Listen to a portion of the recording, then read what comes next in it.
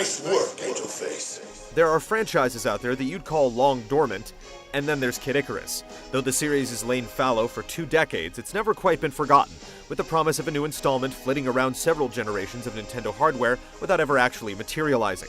Until now. Kid Icarus Uprising graces the 3DS, taking advantage of the franchise's truancy by going where we'd least expect. Does it soar boldly, or burn up under the searing rays of the sun? Let's do this!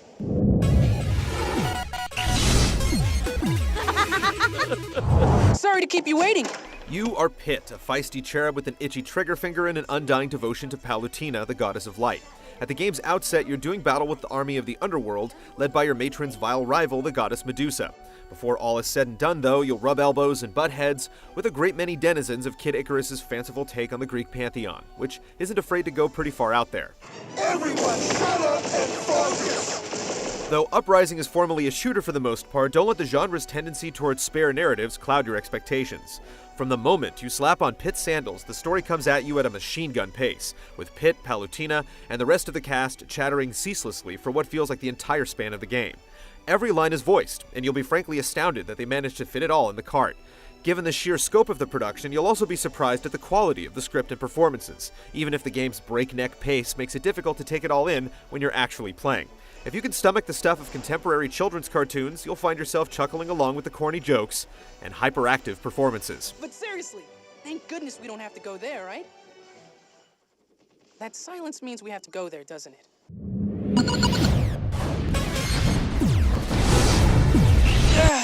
Now that's what I'm talking about. Every one of Uprising's 25 stages begins with an on-rail shooting segment before taking things to the ground. Palutena's blessings can only hold Pit aloft for 5 minutes at a time, you see. There are a few stages that feature minor variations on this scheme, but they're the exception.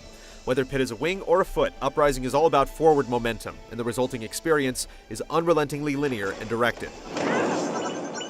The flying portions play out like you'd expect. You're more or less along for the ride, moving Pit within the boundaries of the top screen and aiming your reticle at the panoply of enemies rushing toward you.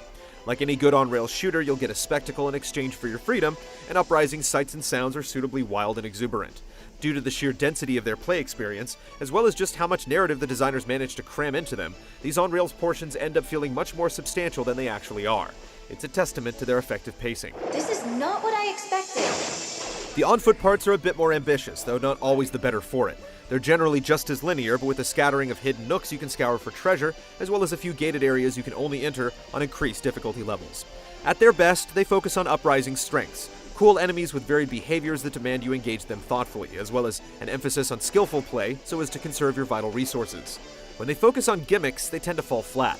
The vehicle portions, particularly the tank segments, are at best boring and at times frustrating, and the same goes for the rail grinding. And anytime you're required to maneuver Pit with any sort of finesse, like the game's ill-conceived platform sections, the shortcomings of the control scheme will be rendered unflatteringly sharp. There aren't too many of these, thankfully. Unlike a vast majority of games that feature a heavy loot component, Uprising doesn't rely exclusively on your insatiable hunger for treasure in order to keep you playing. There's a good deal to accumulate, though, and various ways to collect it. Upping the difficulty level, which you can do at the beginning of each level and with a great deal of granularity, nets you more potential rewards, though at the risk of losing cash if you die. You can sell off unwanted weapons, or even fuse them together in order to create all new ones that combine some of their distinct traits. Your actions in the game are also tallied by an achievement system, which gradually reveals individual tiles in a series of grand portraits, while granting you rewards for every piece you unlock. Stay focused on what's coming up. Most of the stuff you unlock in the single-player game can also be used in the multiplayer component, which features both local and online 3-on-3 team battles, as well as a free-for-all mode. There are cool mechanics governing the team games that attempt to address the inherent balance issues that invariably crop up when you can bring your single-player loot into multiplayer. Every time you die, your team's collective health bar takes a hit. The more powerful your weapon, the more your crew will suffer. The player whose death fully depletes the bar turns into Pit or his dark counterpart, and once that avatar is vanquished, it's game over. Partly because you're encouraged to experiment with different weapon and power loadouts, Uprising is remarkably addicting. The short matches lend themselves all too well to prolonged, compulsive play sessions.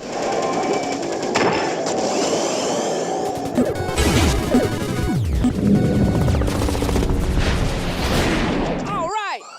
It says something when a game includes special props to aid in its control. In Uprising's case, it's a plastic stand on which to prop your 3DS, so as to free up your right hand for the stylus controls. The default control scheme maps Pit's movement to the circle pad, shooting to the L button, and aiming the reticle and controlling the camera to the stylus and touchscreen. I'll control your flight path so you don't run into anything. Needless to say, it takes some getting used to. We surmounted the learning curve after a couple of hours, and at this point the controls feel fine, though the postures they require start to get awkward during prolonged sessions. The stand works fine if you play on a flat, stable surface, but you'll invariably jostle the unit as you whip around the stylus, which makes it a challenge to enjoy the game with the 3D slider up. Left-handed players will inevitably need a Circle Pad Pro, which isn't included in the package. There are alternate control schemes available that cater to lefties, but they're all pretty wonky compared to the default. I guess you wouldn't be an angel if you didn't do things by the book. The default controls are relatively intuitive for the flying bits. It's in the land portions that you'll have to work to relearn some basic game functions.